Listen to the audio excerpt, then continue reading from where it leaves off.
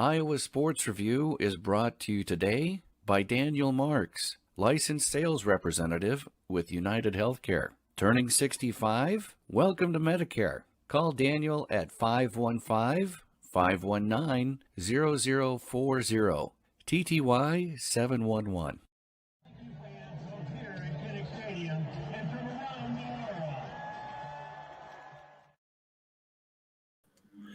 Well. Here we are, live from my first road show. I'm in Boston, not in the original studio, but still able to make it after a very demoralizing 24/7 loss to Purdue on Saturday. First of all, thanks for joining and watching the Iowa Sports Review. And a quick update before we get into things. Next week, I will be on Thursday at 9 Eastern, 8 Central. I have a prior commitment. I will be traveling on Tuesday night, and Adam will be with you Wednesday night with Chuck Long, and the lead up to a very suddenly insanely important Wisconsin matchup in Madison. It was always important, but now it's even more important, arguably, because so I will be on next Thursday at 8 Central. And it'll be very important because Iowa gave up their mulligan, and they gave up any right to be in the college football playoff as of right now. That's not to say they can't get back there, but it's clear that we can shelve that talk until they would be 11-1 in Indianapolis. That's the only way this can really come back in the conversation. I don't want to hear anything about it. They don't. You don't do what you did on Saturday and get shut down and get dominated like you did against a, an okay Purdue team. But I mean, if you ask me going into the game, like we were saying last week, it's not a very good Purdue team. It turns out they're okay. Maybe Purdue might end up losing out. Who knows? They seem to have Iowa's number.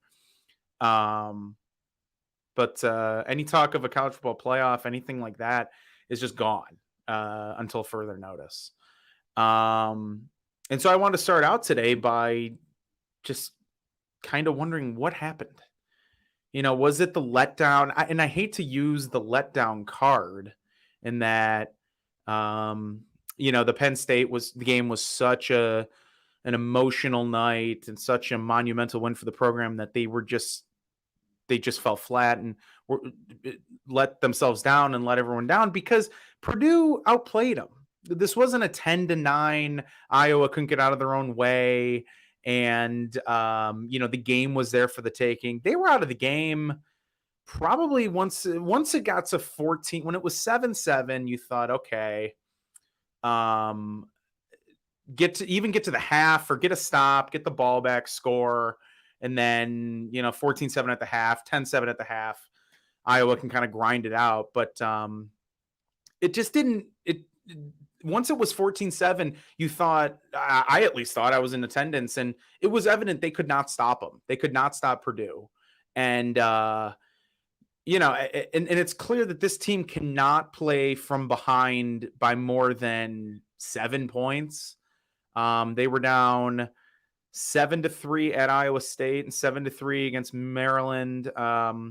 Trailing Colorado State's a little different than trailing Power 5 school. And once they got down 7, or really once it was 17-7 early in the third, the game was over. I mean, they were not going to score. I didn't have any confidence scoring more than 7 points the rest of the way, and they didn't score any. So it was very disappointing on almost every level.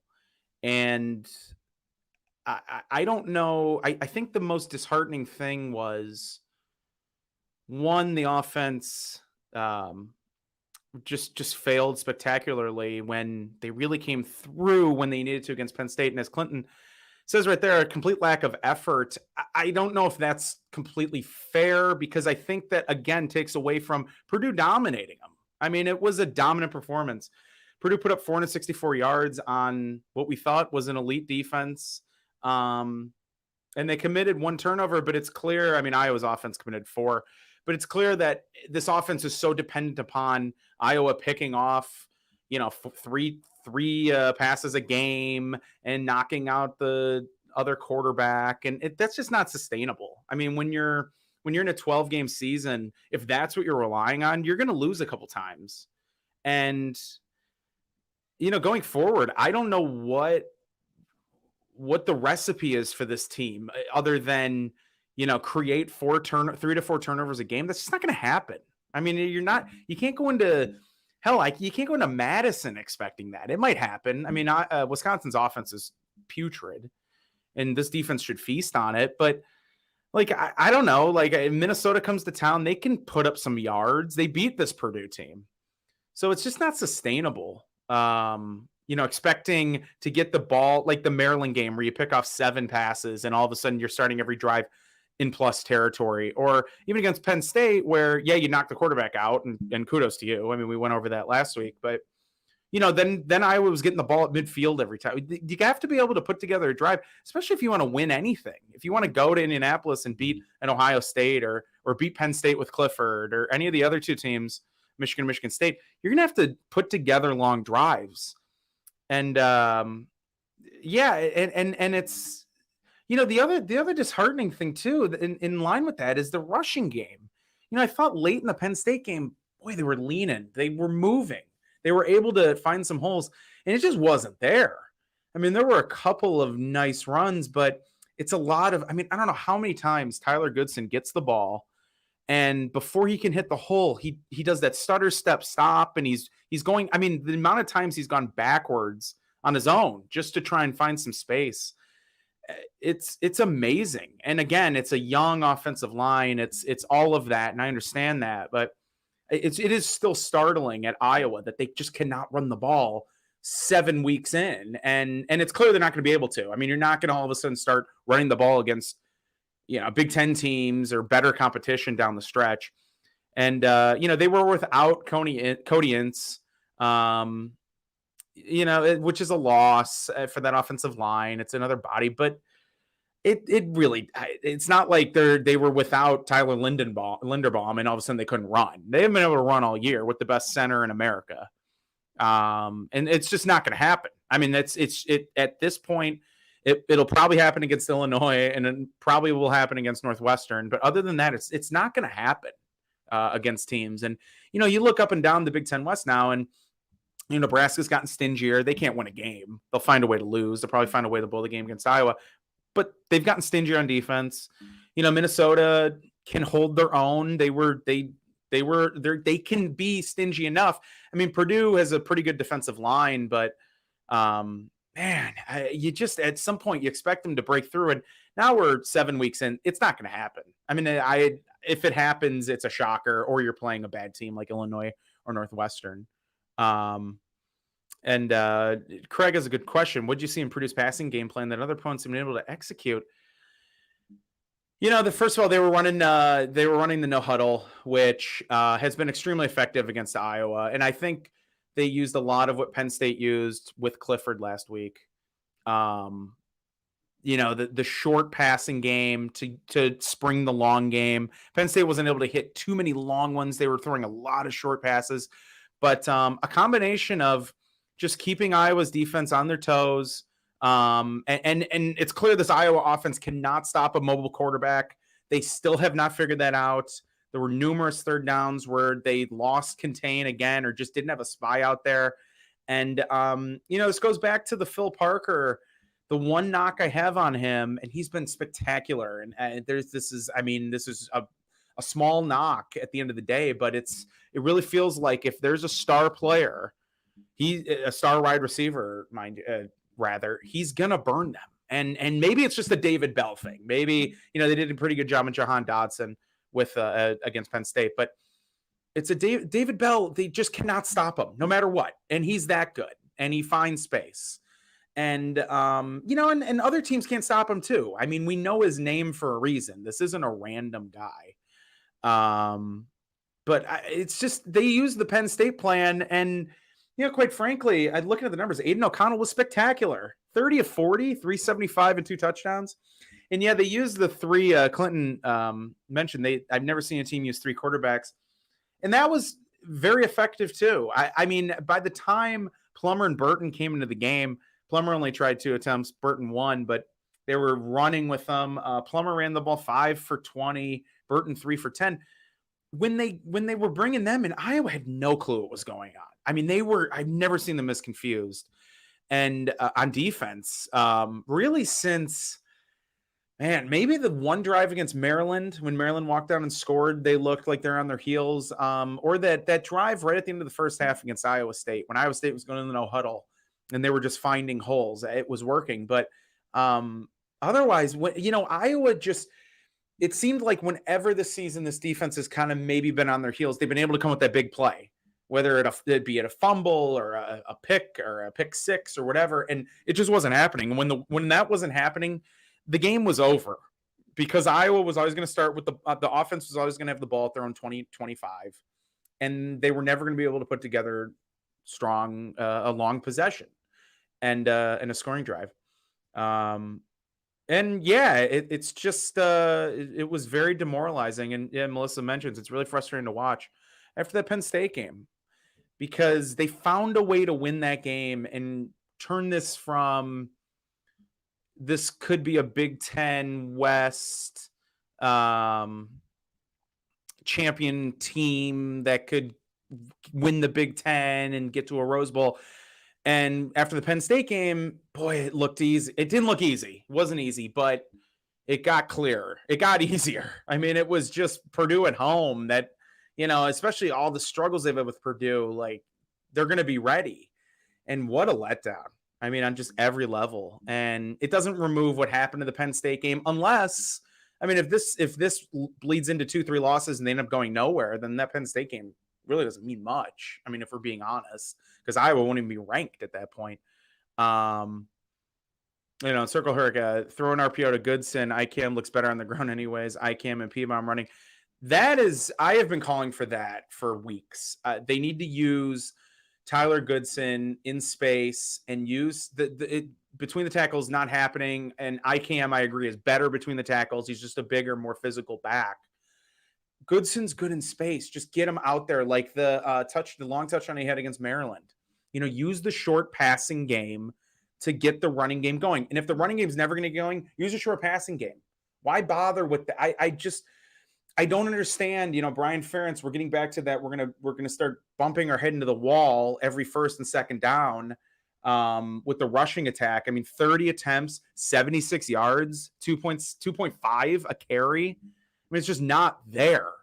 And even there was a good point in the chat a second ago. I mean, the game was over. There it is. We couldn't even pick up a yard when they needed it the most. The O-line was struggling. They couldn't. When was the last time the quarterback sneak failed? And it failed 2 times in a row. And when the game was over, I mean, that effectively ended the game. And that's the other thing too. They had so many breaks in this game that for being a team that was getting dominated. I mean, the fumble, I mean, the biggest break of all, the fumble at the pylon, that weird play, which led to that drive where it felt like they couldn't get a yard.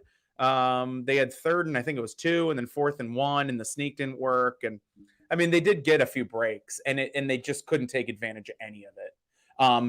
Petrus threw a pick 6 that was dropped early in the game. Craig makes a point here. Being a classic trap game over a mega home win, I know they'll bounce back for what it's worth. Well, they don't control their own destiny. Minnesota actually does. They have to beat Minnesota. I mean, and if they beat Minnesota, they need Purdue to lose again, because Purdue beat them and they'd all be tied. I don't want to get into any of that, because we don't deserve, like, there's still so much time left that you have to beat Wisconsin, and then we can start thinking about getting to Indy. If you lose to Wisconsin, then for all intents and purposes, I say forget it. It's almost like I'll take a trip to Indy in a Big Ten West championship, but if you're getting there at like 9-3 and you're running into 11-1 Ohio State, you're not going to win. I'm there to win. I don't want the knock on the Big Ten West is like, oh, it's like the winner's going to have 3 to 4 losses. I mean, if you're losing to Purdue and then Minnesota, and I don't want to hear about it right now. I mean, we're so far from controlling destinies, and this team has to show that they can put together a drive when they need it. And yeah, I mean, there's been so many. Honestly, this loss was just total karma for rushing the field after beating a lower ranked team. Whoever did that was just a loser, to be honest. Yeah, I completely disagree. It's a top 5 win at Iowa. You don't get any of them. I mean, what are we talking about? Of course, you can rush the field. First of all, it's fun. I mean, sport's supposed to be fun. Secondly, it was 3 versus 4. It wasn't 3 versus 25. So you can rush the field. I rush the field. I have no qualms about it. Karma for what? For having fun? I mean, there's no. If you wanted to play the karma card, it would be if Iowa was committing some crimes or something. I mean, yeah, and that's another cop out for getting dominated in a game. There was no karma. I mean, Purdue rolled in there and kicked their ass, and that's there's no karma. That's it. I mean, that's just not a thing. And yeah, Clinton's right. Karma's not real. Craig, Minnesota lost to Bowling Green and home. Have faith. Yeah, but a while ago. Sometimes that galvanizes a team, and maybe to galvanize Iowa, a loss like this, very demoralizing. I will say in that respect, having the bye helps definitely. If this team was rolling into Wisconsin this week, banged up, Matt Hankins stayed in the game after he got shaken up, but he could use another week to get better. Riley Moss might be back for Wisconsin. Mentioned Cody Ince missed the game. And Deontay Craig missed the game. And tight end Luke Lachey missed the game. So the bye week came at a great time. I mean, it's much needed, I think, for everyone. Going into the game against Purdue, I had written an article about this on Go Iowa Awesome, where you can check out some of my work. Usually on Fridays under the classy history title. I do historical pieces, but I kind of mentioned too, taking a look back at all the games before the bye weeks that Iowa's played over the last 10 years, especially this one. Boy, we needed a bye. As fans, the players definitely needed it, but even as a fan, I mean, the burnout was real. There was so much emotion, so many big games they've already played, and it's a shame they couldn't get there, but I think it's going to be good for this team. That being said, again, the confidence level is not super high going to Wisconsin, where they've won once since 2009, because the offense can't move the ball. I mean, 271 yards, their worst output of the season. Petras was, it was the nightmare Spencer Petras game, 17 to 32, 195, 4 picks. He had a QBR of 16. Goodson went 12 for 68, and one of those was a 32-yarder. So on the other 11, he had 34 yards. It's just not going to cut it. And I do worry that, this is an offense that's predicated on quarterback sneaks and fullback dives at times just to keep the chains moving. I mean, that should tell you everything you need. And receiving, it's just, look, after Laporta, he had 5 for 61.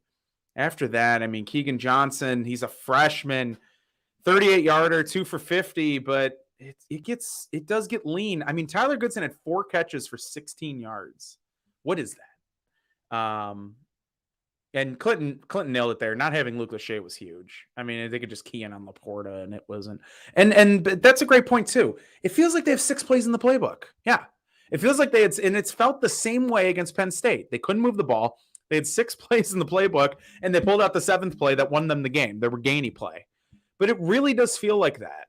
And that's, I know there's more. I think Brian Ferentz has done a pretty good job of hiding Spencer Petras's limitations, and I think Petras has been good for the most part from what he can do.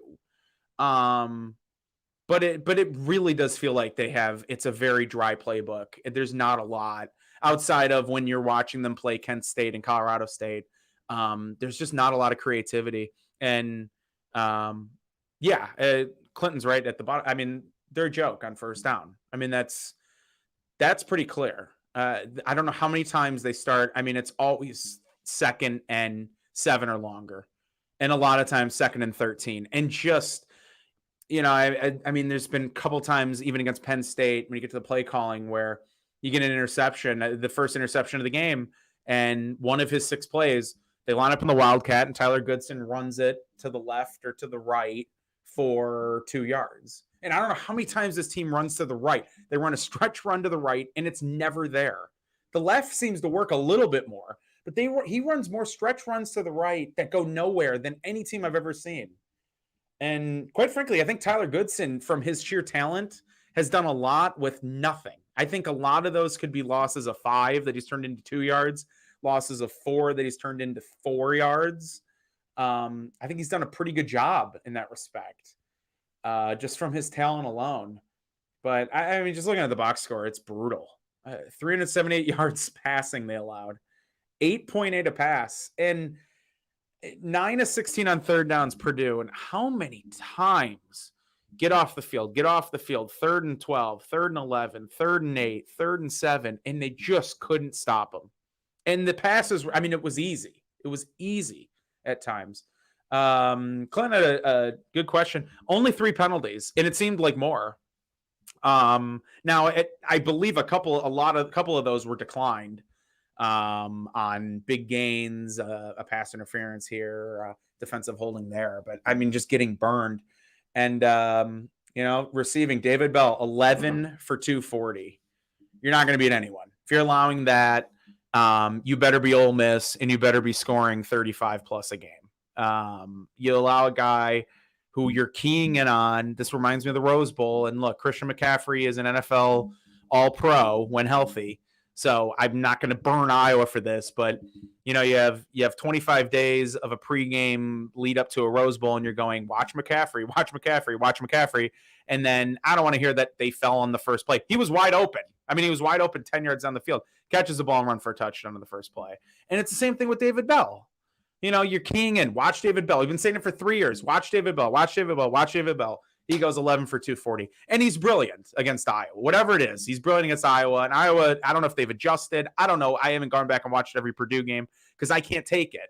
Iowa-Purdue game, sorry. I can't stand watching these two teams play. Hopefully this is the last time we ever see David Bell. He must be an 8-year senior by now. This game made me feel like someone running over my car. Yeah, same here. It was shocking.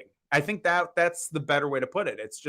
It was like being in like a car accident, and like just from a feeling standpoint, when everything just happens real quickly. That's what it was like, because you just expected the defense time and time again to get off the field, and they just couldn't do it.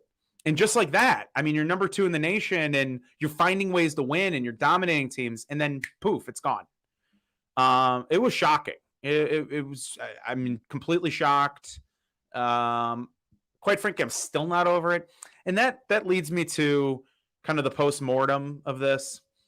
There seems to be this Twitter, this movement on social media and Twitter. And I've seen former players and fans, hardcore fans, Iowa fans, and look, I'm completely 100%. You never, you got to be within reason. We're not calling for the Ferences to be fired. We're not calling, you don't attack the kids. It's not, please, it's a game. They're college students. So you keep it, sane. But there seems to be this thing where like they lose and 10 minutes later, it has to be, on to the next one, or the sun will come up tomorrow. Everything is fine. Like, why can't I be upset in the respect that it's a complete disaster and they just flushed any national aspirations they have down the toilet? I mean, it's gone. like in Iowa, this isn't Alabama. This isn't you have a mulligan or I can just lean on the talent of this program. This is Iowa, where you pulled off one of the biggest wins in the history of the program last week and then come back and completely get dominated by what's supposed to be a lesser team. And quite frankly, this is Iowa where, if not the playoff, get to the Big Ten championship game again. I've seen Northwestern there twice now. Wisconsin goes there a million times. Get there. Why can't they win the West more than once ever? And I just don't understand where, it's a just disastrous loss. They looked horrible. And yet I have former players and Hawkeye Elvis on there on Twitter going, you know what? It's one game and go Hawks, and don't get down, because if you told me they were 6-1, if you told me that they were going to be 6-1 at the beginning of the year, and you know something, yeah. If you told me at the beginning of the year they're going to be 6-1 and the one loss is to Penn State by 1, I'd be like, okay. If you told me they're going to be 6-1, but they'd be 6-0 and number 2, and then they lose by 17 to Purdue at home, I'd say, no, I don't want to take that. So I just don't understand why, why we can't be real about this. And look, it's these aren't professional athletes. Nobody's saying attack the kids. It can stop. It can stop with just me saying, I can't believe they choked. It doesn't make Tyler Goodson a bad person. It doesn't make Spencer Petras a bad kid. I'm sure he's a great kid. These are just college. They don't, they're not getting paid really. So it doesn't have to get personal. It's just, can we be disappointed for, I don't know, a week? They don't play this week. I think I can still be disappointed until Wisconsin. And look, I'm not even saying I'm the right way I'm not saying I'm right. I'm just saying I think we can all cope with it in different ways, as long as it's sane. I'm not for attacking kids, but this whole think of, in the grand scheme of things, think of nobody's dying. It's just a game. Yeah, but you know what? We all watch. We all go to the games. I don't pay, hundreds and hundreds of dollars a year to go to these games, and then it all just rolls off my back. No, we're all invested. And no, it's not going to ruin my life. And it's not going to, I'm not going to quit my job over it. But we can be you can be upset in the respect of it's just disappointing. I can be disappointed for a week or 10 days. Hell, I admit it. I'm going to be disappointed probably up until next Friday when I get my car and drive to Madison for the game. I'm still going. I still love my school and my team, and I'll cheer these kids on. But this whole, we got to flush it immediately. And you know what? I don't expect the players to just flush it immediately. I don't think that's realistic, quite frankly. But that's just me. And there's some good comments. Craig, are you not entertained? It kind of gets like that, but it's like if I can't vent about this and just be, hell, okay, give me till Monday. But you got some people on there. I mean, yeah, if we don't vent, we'll explode. You got some people on there. It's like before the final gun, it's like, we got to get over it, got to get past it. And it just gets tiresome because you see this all the time. In last basketball season, it was they choked away the Big Ten championship, and they had some demoralizing losses down the stretch. And then it always turns into, if you told me this, and this, it's like, well, yeah, well, that's not how life works. If you told me they'd beat Indiana the first game of the year before the season, I'd say that's great, 34-6. If you told me Indiana'd be 2-6 or 2-5 and they beat them, I'd be like, oh, big deal. I mean, it changes. Expectations change. If expectations didn't change, Iowa would never have been in the position to get to the playoff. So that's tiresome, but I'll leave it at that. Thank God we have a bye week. I can kind of disassociate. David, why would a decent quarterback want to come to Iowa? That's a good question. And Spencer Petras I remember when they flipped them from Oregon State, and I was excited.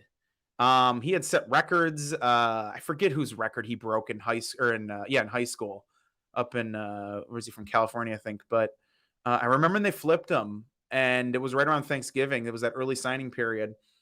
And it was a big deal. I remember reading on an Oregon State site just about when they flipped him, and it was like tragic. I mean, that he was their big recruit, and he was a big get for Iowa. I believe a 4-star kid, had some good offers, was committed to Oregon State. And it's just, and it was like, wow, Iowa went in out west and got a kid and this 4-star quarterback. And I don't know if it's development or, the thing that the knock against this program with quarterbacks is I don't remember a quarterback that really got better as they got older. And, Petras, I think, is better than last year. But not a lot. I mean, it's not a lot. It's not a big jump. if he is. And I think he is. I think he can make those downfield passes a little bit better. But Nate Stanley did not improve as he was at Iowa. His best year, I believe, it felt like when he was a sophomore.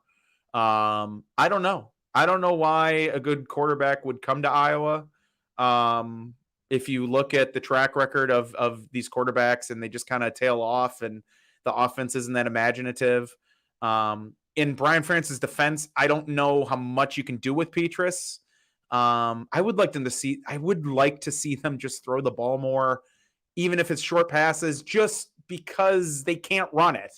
There has to be changes there. Melissa, for the upcoming Wisconsin game, what player do you think is going to give Iowa the most difficulty? Well, nobody on Wisconsin's offense scares me. In fact, everyone on Wisconsin's defense scares me. They have really good defense. Pretty good defense. It's not like Georgia, but it's good. It's a Wisconsin defense. And really what scares me is it's not even a player in Wisconsin. It's Iowa's offense.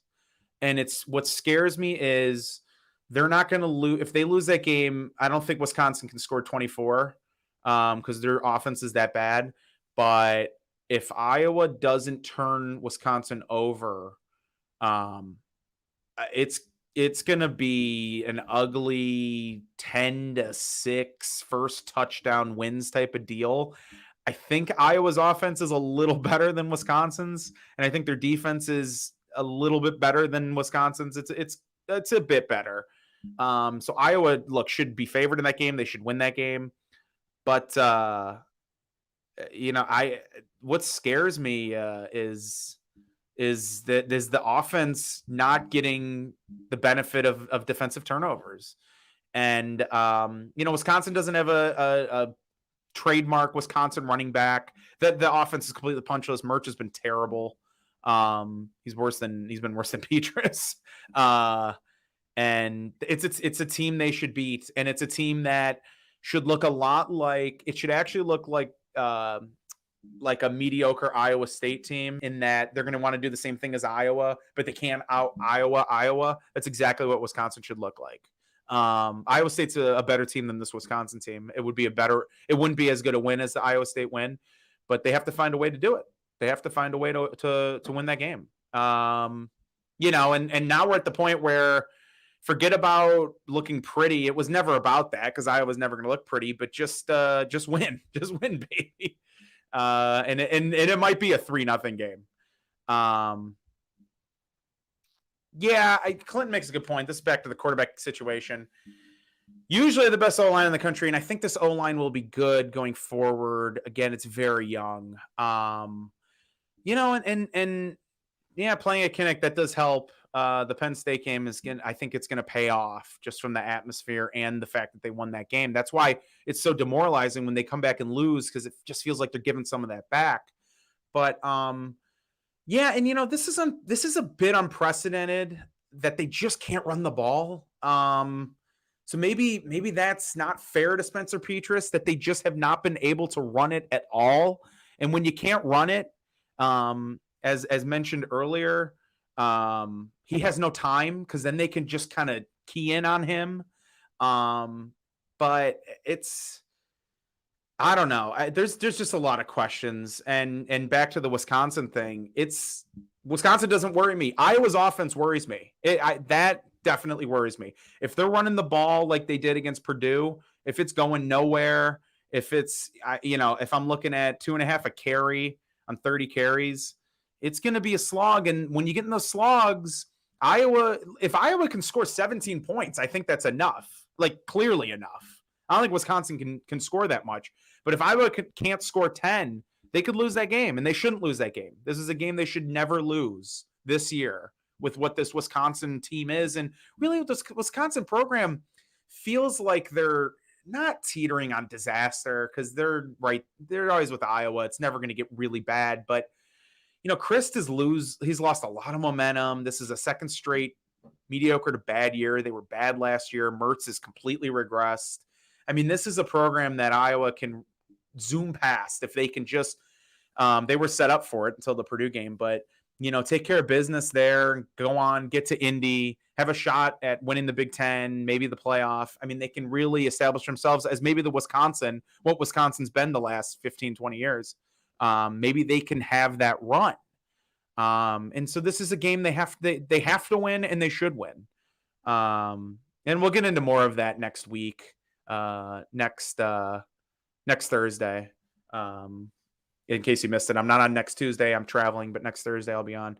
We'll preview Wisconsin. I'll be in a much better mood. I think I'll have more days to. I should be fully recharged and recuperated from just such a demoralizing loss. And there's some losses that we talked about getting past losses. There's some losses where you.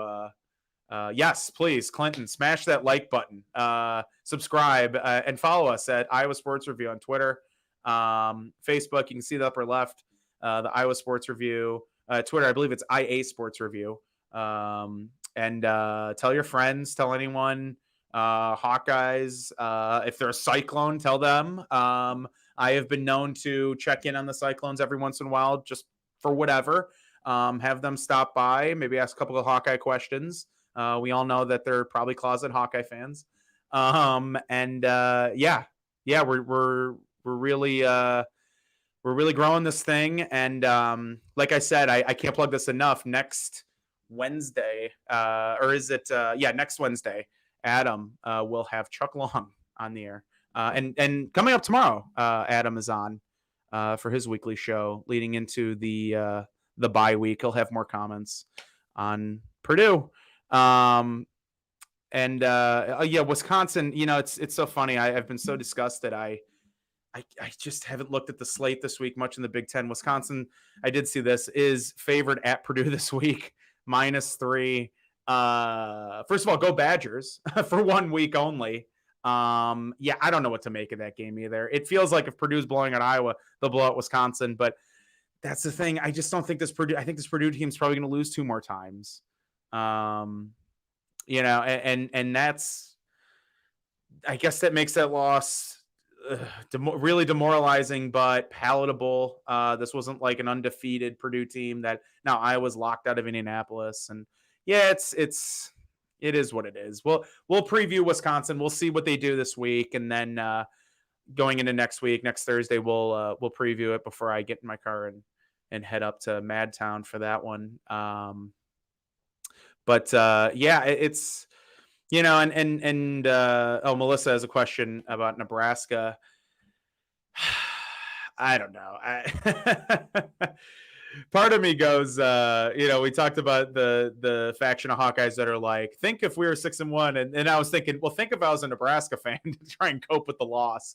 I mean, that is just, it's weird because it feels like they're making progress with Frost finally. And now they're going to have to whack him. They're going to have to fire him because he's just blowing games. I mean, if we're being honest, I am not under the belief they should have won the Illinois game. I thought they were terrible. They probably should have won just from talent, but like, I didn't find that to be like some egregious, they blew this. I mean, they were awful in that game. And if you're in a game with Illinois in the fourth quarter, you deserve to lose. This Illinois team, Brett Bielema came out today and said none of the players like deserve to play there. So I'm not under that belief. I keep hearing like they could be 7-1 or whatever, but I mean, they blew the game against Michigan State. They had that game won. They blew the game against Michigan. Adrian Martinez gave it away. And then last week, they had about eight red zone trips in the fourth quarter, down by 5 or something, and they couldn't score a point. And then Minnesota scores, and then Nebraska rips off a touchdown late for a fake comeback. I just think it's the end for Frost. I don't know. They still have to play. I believe they still have to play Ohio State coming up. It's going to get ugly again, which is probably good for Iowa because by the time Black Friday rolls around, they might just be cratering. And this is the time that I would be afraid. Like if Iowa was playing them now, it's still, wow, they still have some fight in them. But by Black Friday, I think Frost will be at the end. It'll be his last game. Nebraska, I mean, how much losing can you take? Especially, and it's one thing to lose when you're bad, but when you lose and you're really playing okay football and football that you should probably have won at least at Michigan State and probably against Michigan. It can crush you. If there's one thing to take away if you spin that in a positive with this Iowa loss, is that they were completely out of the game. And so you can sit there and go, we got our asses kicked, let's move forward, instead of the Penn State game where if they had all these chances and they blew it, that can be demoralizing. I don't think this is a demoralizing loss for the players. It is as a fan. But for the players, the game was over during the third quarter. So I think it's easier for them to move on, especially when you're back practicing and you get the opportunity. When I'm the fan, just have to sit here for 13 days and take it. It's tougher. But great question, Melissa. Nebraska, I don't know. It feels like the end is nay for Scott Frost there. Yeah, what a shame. Actually, I want Frost to stick around because it's been wonderful. It's been wonderful having him in Lincoln. Wartburg could be Illinois. That is true. I mean, Illinois, it's amazing how that first game against Nebraska, I don't know what that was. That's how bad Scott Frost is. And Clinton makes a good point. I mean, again, that is a good thing. And they deserve to be there because the Purdue loss should not take away all of the good they did. This wasn't a soft schedule to start. This was arguably, I remember writing before the Indiana game in my column on Go Iowa Awesome that this was the toughest two games set up that they had seen in decades. I mean, it was a long time since they had played two ranked teams, including a top 10 team on the road to start. So yeah, Indiana has turned out to be not as good as they were, but they've done really well so far. They're already, I hate to say this, but they're already going to a bowl game. I mean, that used to be like a thing. So that's not even a thing. I mean, it's 6-1. They're ranked 11. They're still in pretty good position to get to Indianapolis. So yeah, there is a lot of good there. And I'm very happy that they're still, thank goodness they pulled out the Penn State game or it would really be dire. So the Penn State win gave them a mulligan. They just happened to use it on Purdue. I thought if anything, they'd use it at Wisconsin. So no, I'm right with you, Clinton. I'm happy they're 11. I'm happy. I'm not happy they're 6-1 right now, but there's a lot. They can still win a lot this season. Yes, there are a lot of positives. And by next Thursday, I'll be harping on those. And if they beat Wisconsin, let's keep it rolling. There's a lot of positive. It's just demoralizing when last week you're talking about 12-0 and getting to the Big Ten championship game and losing and still getting to the playoff. I mean, there was a lot there that they gave up. I mean, that is a thing too. They did give up a lot with the loss, not everything. So hope's not lost. They have to figure it out. And sometimes this was mentioned earlier. Sometimes you get punched in the mouth, and it can help you. Maybe this was bubbling and this could have shown itself later in the season, but it was right before the bye week. And now they can figure some things out. I do think that they were. I have no time for this when you're 6-0 and you're trying to, you have everything to play for. But they did seem mentally fried a bit after the Penn State game. I think that's valid because I think we were all mentally fried. I'm still trying to recover. I need the bye week I mentioned earlier. So I get that. And yeah, they're banged up. I mean, no Riley Moss either. So there are positives going forward. Just take care of business in Madison and get this train back on its tracks. That's what it is. And you got 13 days to prep. Wisconsin is a tough game this week. There should be no excuses. Next week on the road. Just got to find a way. I guess just going forward, what a loss like that does, though, is, man, we talked last week so much about, and I'll get to the root of my real frustration, is it's not even really about this year. It's just, they'd won 12 straight games overall. It was the nation's second longest winning streak. So it's one loss out of 13 games, not a big deal. But at a school like Iowa, and most of the fan base, on social media, or hell, Ferentz was doing it in his presser, was fighting with external forces all week, whether it's James Franklin about the injuries, ESPN dogging Iowa again. I had Lee Corso on College Game Day calling Iowa the fourth best team in the Big Ten, which actually looked like a pretty good prediction later that day. But and it's just such an uphill battle, and college football is like that when you're not a blue blood. That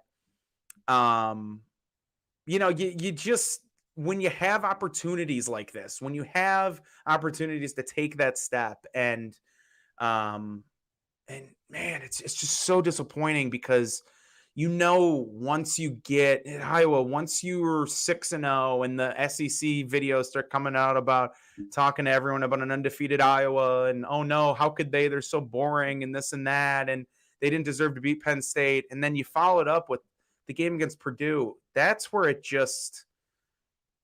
really hurts, and more so than they can't go to the playoff. I mean, at the beginning of the year, am I sitting here going, boy, we can make the playoff? No, they were 18th in the AP poll going into the season. And I was thinking, if they can get through Indiana and Iowa State 1-1, losing at Iowa State even, it's like, okay, that's a good start. And, but man, you get to 6-0 and you're number 2 in the country finally, and you get a first place vote in the coaches poll and all that. And then let down. So that's where it hurts. That's where it hurts more than just, they lost to Purdue. Look, they lost to Purdue last year. They lost to Purdue 3 years ago. They lost to them 4 years. We've seen them. I've been to them. I've seen them lose to Purdue twice in person, and watched them lose on TV twice, and many times. So that's not the thing. It's just taking that next step, and it's so disappointing. It's so demoralizing in that respect. But hey, look, it's one game. We'll get past it. Just need time to recover, lick our wounds. It's already Tuesday of the next week.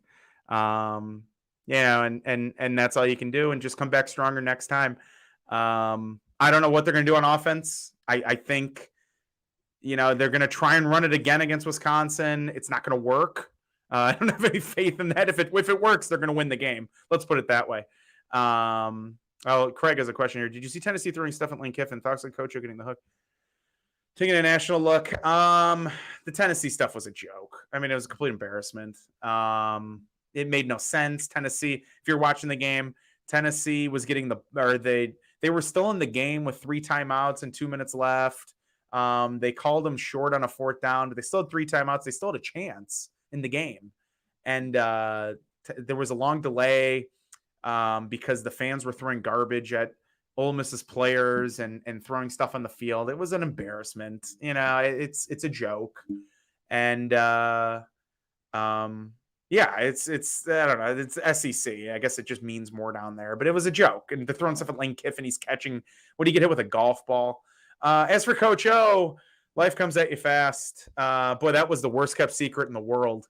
And the funny thing about Coach O is now, like, he's getting fired. So now you see these stories about him hitting on women and stuff. If he wins, he can hit on anyone. He could probably have the president's wife. That's such a joke. It's such a, all of a sudden stuff starts leaking, that he's really a terrible person now because he's getting fired. He might be a terrible person. I don't know. But that stuff's just tacky.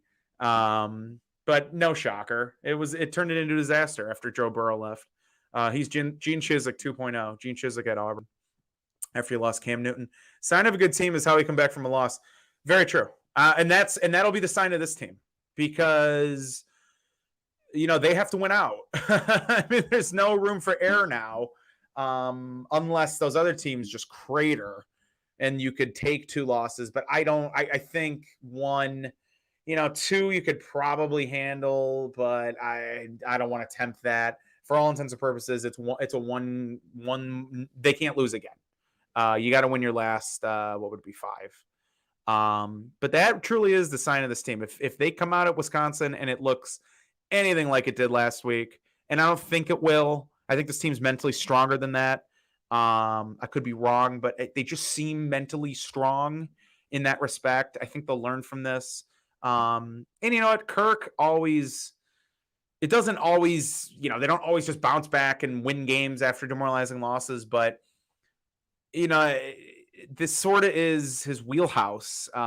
When you look at some of the games, the Michigan game after the Penn State game at Penn State, they lost, I think it was 41-14, and they come back the next week and they find a way. There's been seasons where in 17 they beat Ohio State and they go to Wisconsin, play the worst game of all time. Then they come back and lose to Purdue, but then they close the season with a couple wins. He's found they've rattled off win streaks at the end of seasons. Last year, they blow a 20-0 lead against Northwestern, fall to 0-2 with a home loss, and then rattle off the last 6. So that's a sign of a good team. I think it's a sign of a good coach, and I think Ferentz is a great coach, especially at Iowa. I have belief in them that they'll be better. I just worry that are we relying on Graham Mertz's mistakes? And maybe that's a sure bet, but if the offense could give them just a little bit, it feels like that could be enough in that game. I don't want to rely on pick sixes or interceptions or fumbles because you can't, especially on the road, you can't rely on that so much. This is interesting in the chat. What do you think the Vegas over-under will be for Wisconsin, Iowa? 22. I would still probably take the under. 40 seems like a lot, actually. I want to say Wisconsin and Army was in the 30s last week. And I think that's where it'll sit. 40 seems like the most. I don't think both teams scoring 20. Unless Iowa's defense scores 14, then the offense could maybe scratch across 7 or 10, but there's just no confidence in it right now. I mean, there is none. Even when they put together drives, they get in the red zone and it just dies. I would say somewhere in 37-38 sounds about right. I haven't seen the forecast. We're still a week and a half out, so it could change from now. I'm sure up in Madison it'll be snowing or something, but it can't be a lot. I don't think that'll be a high scoring game at all. It would be shocking if both teams hit 20-24, like the shock of the year.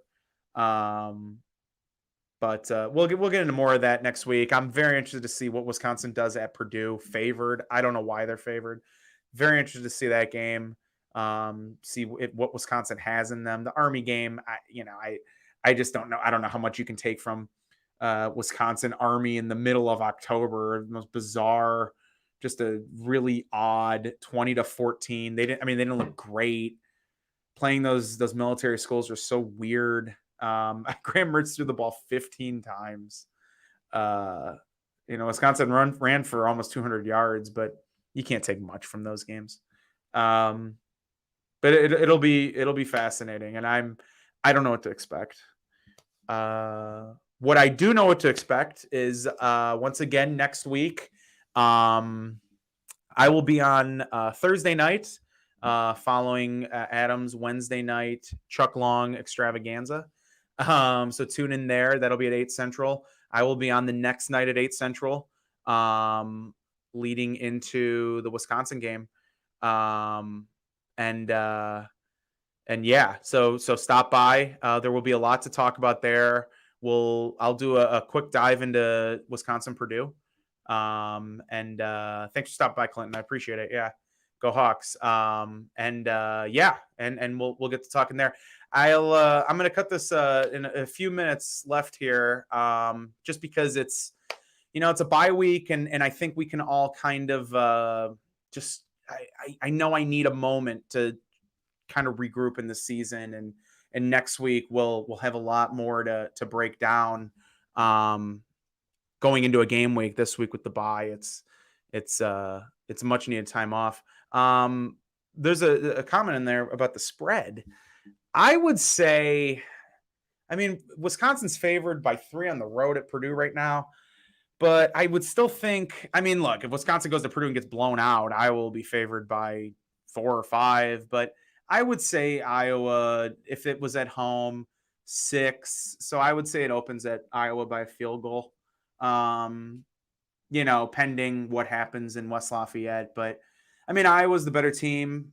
That's clear. I saw Wisconsin play Penn State. It looked a lot different. That was at Wisconsin as well. I saw Wisconsin play an okay Notre Dame team, not an elite Notre Dame team, and it was ugly. I mean, they got completely run out in that fourth quarter. This is not a good Wisconsin team. Iowa should be favored, and they should win the game. So I'm expecting something along the lines of a 3-point spread. And